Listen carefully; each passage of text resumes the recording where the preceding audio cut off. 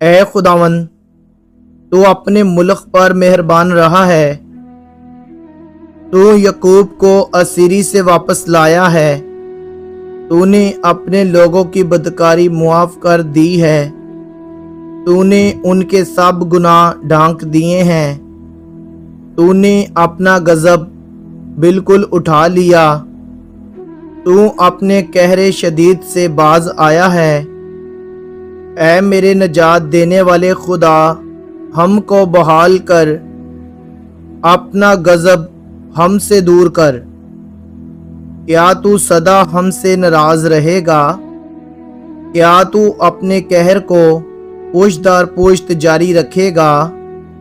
کیا تو ہم کو پھر زندہ نہ کرے گا تاکہ تیرے لوگ تجھ میں شادمان ہوں؟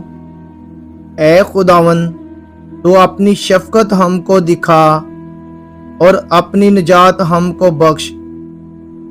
میں سنوں گا کہ خداوند خدا کیا فرماتا ہے، کیونکہ وہ اپنے لوگوں اور اپنے مقدسوں سے سلامتی کی باتیں کرے گا، پر وہ پھر حماقت کی طرف رجوع نہ کریں۔ یقیناً اس کی نجات اس سے ڈرنے والوں کے قریب ہے، تاکہ جلال ہمارے ملک میں بسے۔